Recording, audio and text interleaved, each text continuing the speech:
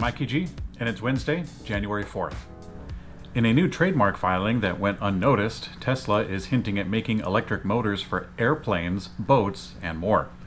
Electrek staff spotted it today, noting that Tesla is extending its trademark to a new category to electric motors that are, quote, not for land vehicles. The definition of the category in the filing is not entirely clear, but it extends to motors for airplanes, boat motors, and electric motors for toys. In the filing, Tesla specifies that it does not currently use the trademark for those categories, but the company intends to use it in the future. Although its focus has been traditionally on the mobility market of cars, Elon Musk has long considered making an electric plane and even said 2.5 years ago that he designed an eVTOL aircraft. Right now, the energy density of batteries is a critical barrier to getting electric planes competitive with gas versions. Tesla has made no mention of boats, although the electric boat segment has already gained some steam. The filing also includes linear motors, which is typically used in trains. Tesla released a new blog post defending its impact in California. In a series of highly publicized events recently, Elon Musk has been moving himself and Tesla away from California while making a slew of political comments and even company actions against California and its majority Democratic leadership. He recently called the Democratic Party the party of hate and encouraged the general public to vote Republican, which is a rare move for a company CEO in the highest of profiles. The leadership at Tesla appears to be on damage control as they released a rare blog post listing the accomplishments in the state. The list includes job creation, consumer activity, factory activity, and more. Despite Tesla not having any PR department, it appears that more communication is coming through Tesla that is not attached to Elon Musk's personal Twitter account. The Tesla Model Y and also the Mustang Mach-E were left out of the full $7,500 federal tax credit for electric vehicles. As we reported last week, the U.S. Treasury released the full list of electric vehicles that are eligible for the tax credit that's coming into effect this year. SUVs and pickup trucks have a higher MSRP limit of $80,000 instead of $55,000, but what qualifies as an SUV? The Model Y can qualify so long as it has a 7-seat configuration instead of 5. Other EVs, like the Volkswagen ID.4, qualify, but they only have a 5-seat configuration, so what's the deal? It seems to be associated with the vehicle weight, as other vehicles with 6,000 pounds gross vehicle weight rating do fit the bill. Unfortunately, there might be other criteria since it's inconsistent looking at only the weight. Many EV enthusiasts are seeing this as a major mistake since it goes against the purpose of the program, which is to encourage the sale of more efficient vehicles. The U.S. government is still taking public comments on the ruling. Rivian has released their fourth quarter production and delivery numbers with a big increase in quarterly production. However, they barely missed their 2022 calendar goal of 25,000 vehicles to be produced.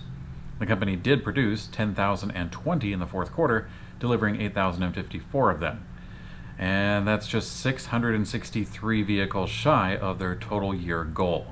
The good news is that they are certainly on track. Rivian CEO RJ Scaringe told employees that there are 714 vehicles that are awaiting parts or software validation, wheel alignment, upfits, and also charging.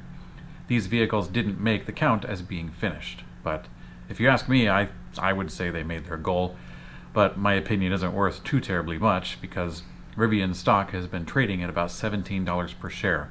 That's down significantly from their peak of $130 some time ago. In the last company report of the quarter, they reported that they were losing $1 billion each quarter. But they still have a lot of value to cash in on and a lot of orders to go through, including a 100,000 delivery van order from Amazon. General Motors has announced a bump in price for the Chevy Bolt EV and EUV, saying that there are higher production costs. The Bolt now starts at $26,500, which is up $900 from the previous base price. The EUV version got a smaller increase of $600, now up to a base price of $27,800. Both of these models are subject to a $995 destination fee on top of those prices. The rise comes just a few days after the Bolt regained eligibility for the U.S. federal tax credit. Even after the price hike, the Bolt still remains the cheapest electric vehicle in America. The next cheapest base model is a Nissan Leaf at $28,040. It should be noted that the Nissan Leaf is one of the last EVs that's still using passively cooled or air-cooled batteries, and in my personal experience, the batteries degraded faster than I had hoped. Volkswagen has shared images of their ID.7 prototype EV sedan. It's got some wild paint that changes color. The original prototype was called an ID.Aero, and it was shown in China, said to have a range estimate that would amount to 435 miles. The ID.7 is one of 10 new electric vehicles that Volkswagen plans to launch by 2026 as they move their entire lineup electric. The vehicle that is shown so far is clad in luminescent paint that changes brightly displayed colors on major sections of the exterior.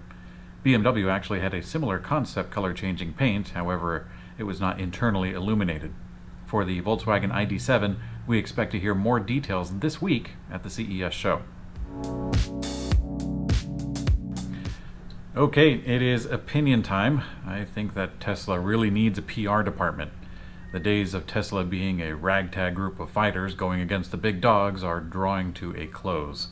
Even if Tesla is the king of a small niche of total auto sales, their current territory is highly valuable. Tesla now employs 100,000 people across the globe, and EVs are poised to take over the largest markets of China, Europe, and North America. So I think it's about time that Tesla kind of grew up, so to speak, because we can't have everything going through one person's Twitter account. It's just, yeah, it's hard. In today's community comment, some of you provided extra detail to yesterday's coverage of the Model Y that drove off a cliff in California. It's now been reported that the driver did this intentionally, and the previous report of the front occupants in critical condition is met with the good news that they're still alive. Now, it's not so great news that the driver will be going to jail when he recovers. I don't know what would drive someone to drive their car off of a cliff, but it must be pretty serious. Yesterday I mentioned that I hope everyone has a full physical and mental recovery, and since the driver's mental faculties are in question, it could very well be a long time to reach that complete recovery. But I wish them the best. This story was actually covered here on the Electrek writing staff, but we put it up here on Quick Charge first. So thanks to the comment section, we were able to beat them to the press. I think that's actually the very first time, so thanks for that. Thanks for watching Quick Charge by Electrek. I'm Mikey G, and I hope you have a great day.